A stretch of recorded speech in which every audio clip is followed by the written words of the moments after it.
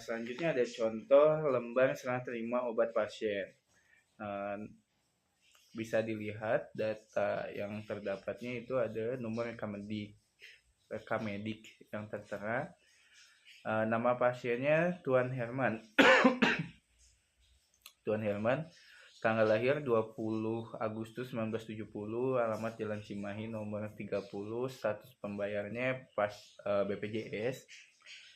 Dokter yang memeriksanya itu Dokter Dana SPJP. Tanggal atau jam masuk, tanggal serta jam masuknya itu 6 April 2026 jam 8 pagi. Tanggal dan jam keluarnya itu 9 April 2026 jam 10 pagi. Diagnosanya ACS uap. Tanggal serah terima obatnya 9 April 2026 jam 10 pagi. Pasien tersebut dirawat di ruang mawar. Sebelumnya dirawat di ruang mawar dengan nomor bed 5 dengan tinggi badan 170 dan berat badan 68 kg dan tanpa ada riwayat alergi.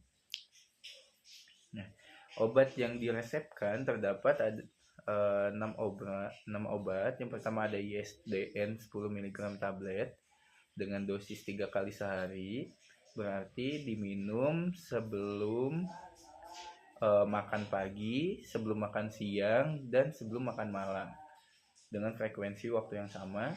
Jumlah obat yang diberikan 30 tablet. Selanjutnya ada CPG 75 mg tablet dengan dosis 1 kali sehari, jadi diminum setelah makan pagi. Jumlah obat yang diberikan itu ada 10 tablet. Selanjutnya ada aspirin 100 mg, jenis sediaannya tablet, diminum 1 kali sehari. Cara pakainya diminum setelah makan siang. Nah, selanjutnya ada bisoprolol 2,5 mg tablet, diminum setelah makan pagi atau sarapan. Jumlah obat yang diberikan 10 tablet. Ada juga simvastatin 10 mg tablet, diminum setelah makan malam. Nah, Ramipril 10 mg bentuk sediaannya tablet, diminum 1 kali sehari, diminum setelah makan malam. Dan jumlah obat yang diberikannya itu 10 tablet.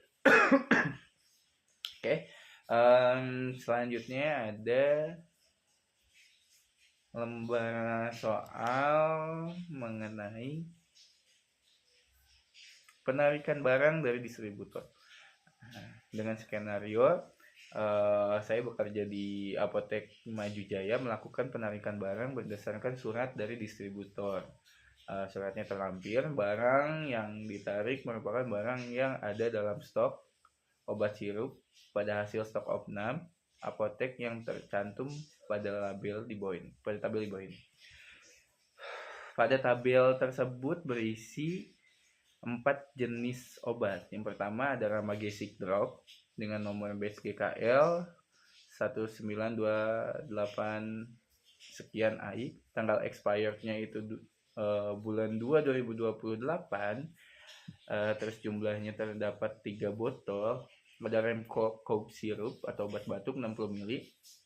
Tanggal expirednya bulan Maret 2027. Jumlah stoknya 5 botol. Rhino sirup dengan expired bulan Februari 2027. Stoknya masih 10 botol. Ada Rhinovet sirup 60 ml. Expirednya pada bulan Mei 2027, 10 botol. Nah, instruksinya yang diberikan itu tetapkan kelas penarikan. Berdasarkan pada lembar kerja 1. Yang kedua, buatlah dokumen serah terima obat. Nah, yang ketiga, lakukan pemotongan kartu stok dan serahkan pada penguji. Nah, setelah kita baca kasus dan skenarionya, pertama kita lakukan penetapan kelas. Penetapan kelas bisa kita lihat atau mungkin kita cermati pada surat penarikan yang terlampir. Nah, dari distributor. Nah, setelah kita lihat pada surat penarikan yang diberikan distributor, kita bisa data. Yang pertama itu terdapat 2 obat yang ditarik. Keduanya itu masuk terhadap kelas 1 penarikan kelas 1. Nah, obat tersebut yaitu Ramagesik drop dengan alasan menyebabkan kematian atau cedera permanen. Nah, yang kedua Remco Cough Syrup ditarik dengan alasan cemaran etilen glikol dan dietilen glikol. Oke, selanjutnya kita buat berita acaranya ya. Berita acara serah terima obat ya, dengan nomor 001 BAS penarikan _3 _ 2026 pada hari ini Kamis tanggal 9 April 2026 bertempat di Apotek Maju Jaya yang kami bertanda tangan di bawah ini. Nama apoteker Sandi Kurnia Purnabakti S Farm dengan nomor sipan 25602010113, jabatan apoteker penanggung jawab. Selanjutnya disebut pihak pertama Anggara Eka Putra, manajer QA, jabatannya manajer QA. Selanjutnya disebut pihak kedua. Pihak pertama menyerahkan obat kepada pihak kedua. Pihak kedua menyatakan telah menerima barang dari pihak pertama dengan berupa nama obat Ramagesik drop, tanggal fakturnya 1 Januari 2025, jumlahnya 10 botol. Terus yang kedua ada Remco Cough Syrup, tanggal fakturnya 1 Januari 2025, jumlahnya 10 botol. Penyerahan obat dilakukan dalam rangka pelaksanaan penarikan barang berdasarkan surat penarikan obat pada tanggal 23 Maret 2026 dengan nomor 303/REMS/QA/3/26. Nah, demikian agar dimaklumi berita acara ini kami buat sebenarnya untuk dipergunakan sebagaimana maksudnya yang menyerahkan apoteker Sandi Kurnia Purnabakti menandatangani ya harus lengkap tangannya ya. Dan selanjutnya pada kartu stok bisa dituliskan nama perbekalan farmasi Remco Cough Syrup. Karena kita instruksinya cukup buat salah satunya, berarti kita pilih saja misal Remco Cough Syrup. Kemasannya dus, isi kemasannya botol 60 ml. Tanggal penerimaan atau pengeluaran. Tanggal penerimaannya disesuaikan dengan tanggal pengeluarannya itu disesuaikan dengan tanggal penyerahan pada berita acara. Nah, pada berita acara tadi disebutkan 23 Maret 2026, maka tanggal pengeluarannya juga tanggal yang serupa. Selanjutnya nomor dokumen dicantumkan, sumber atau tujuannya itu dicantumkan, yaitu berupa penarikan, nomor batch-nya dicantumkan, tanggal kadaluarsanya dicantumkan, jumlah penerimaannya tidak ada karena ini bentuknya pengeluaran, jumlah pengeluarannya 5 botol, sehingga stok 0 dan di paraf sebagai bentuk keabsahannya. Oke. Selanjutnya kasus terakhir itu kasus pemusnahan dengan skenario saudara sedang melakukan stok opnam di gudang apotek dan ditemukan obat-obat yang harus dimusnahkan sebagai berikut. Apotek Sejiwa, Jalan Lulus nomor 9 Kendari, Sulawesi Tenggara, dengan apoteker penanggung jawab apoteker Sandi Kurnia Purnabakti nomor SIPA sekian. Berikut daftar pemusnahan obat periode 1 sampai 1 Maret 2026. Nah, terdapat 5 obat terdapat 5 obat yang perlu dimusnahkan, bisa nanti dilampirkan. Untuk tugasnya atau instruksinya yaitu tetapkan kriteria obat golongan OOT yang dimusnahkan dan cara pemusnahannya, lengkapi berita acara pemusnahan daftar obat yang dimusnahkan juga ya. Oke, berarti hal pertama yang dilakukan adalah list obat hasil stok opnam. Nah, bisa dilihat hasil dari stok opnamnya itu terdapat azithromycin 500 mg tablet, jumlahnya masih 100 tablet. Tanggal kadaluarsanya itu bulan Desember 2006, sedangkan stok opnam ini dilakukan pada tanggal 1 Maret 2026. Jadi obat tersebut sudah kadaluarsa 10 tahun yang lalu. Nah, apakah obat tersebut bisa diusulkan untuk pemusnahan? Ya, bisa. Dan cara pemusnahannya bagaimana ya? Untuk obat tablet itu digerus semua tabletnya, lalu dicampur pasir, dan yang terakhir itu dikubur di dalam tanah. Nah, untuk yang selanjutnya ada dextromethorphan tablet dengan jumlah 20 tablet. Tanggal kadaluarsanya bulan Februari 2026, sudah terlewat ya. Jadi bisa diusulkan untuk pemusnahan. Cara pemusnahannya masih sama dengan yang sebelumnya. Amlodipin. Ya, selanjutnya juga ada amlodipin 10 mg, jumlahnya 30 tablet.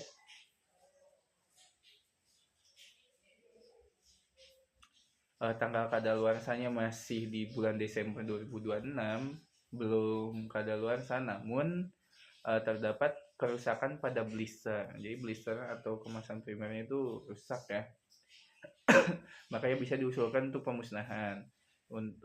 Cara pemusnahannya masih sama. Selanjutnya ada tramadol 50 mg, jumlahnya 16 tablet. Tanggal kadaluarsanya Februari 2023 ya, 2023 sudah kadaluarsa 3 tahun yang lalu ya. Maka bisa diusulkan untuk pemusnahan. Caranya masih sama. Trihepsipenidil juga kadaluarsa pada 2023, sisa stoknya masih 4, maka bisa dilakukan pemusnahan dengan cara yang masih sama. Nah, selanjutnya instruksi yang kedua yaitu buat lembar berita acara pemusnahan obat golongan OOT ya, golongan OOT, obat-obat tertentu.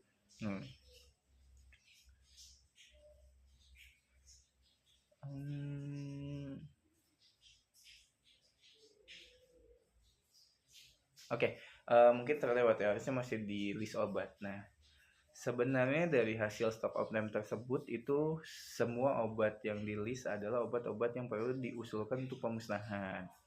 Nah, namun karena instruksinya itu terdapat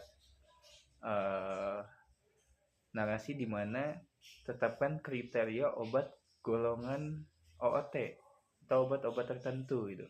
Makanya harus kita lihat apa yang termasuk dari obat-obat tertentu.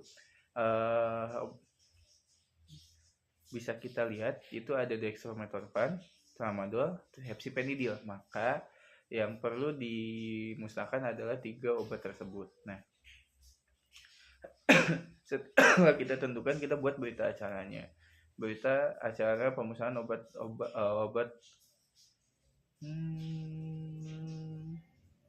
ya, berita acara obat ya, obat golongan OOT pada hari ini Kamis tanggal 9 April 2006 sesuai dengan peraturan BPOM nomor sekian. Kami yang bertantangan di bawah ini Apoteker Sandi Kurniawan Bakti dengan nomor SIPA sekian, nama apoteknya Apotek Sejiwa, alamat Jalan Lulus nomor 9 Kendari Sulteng,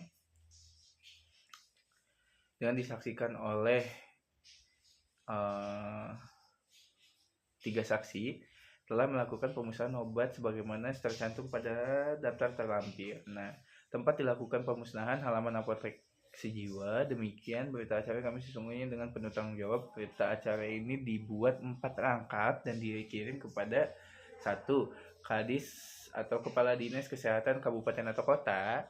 Yang kedua itu Kepala Balai POM. Yang ketiga itu maaf tadi Kepala Badan POM. Yang ketiga itu Kepala Dinas Kesehatan Provinsi, dan yang keempat itu arsip tertinggal. Maka perlu di tanda oke. Nah, maka dari itu berita acara pada Sulawesi Tenggara 9 April 2026 yang membuat berita acara Apoteker Sandi Kuno Purbakti menandatangani. Ya, selanjutnya adalah lampiran berita acara. Lampirannya itu berisikan daftar obat yang dimusnahkan. Golongan obat OAT tadi seperti tramadol, Tripsidil, dan dextromethorphan. Dan ditandatangani juga. Oke, sekian mungkin review tugas mandiri dari saya. Kurang lebihnya mohon maaf. Wassalamualaikum warahmatullahi wabarakatuh.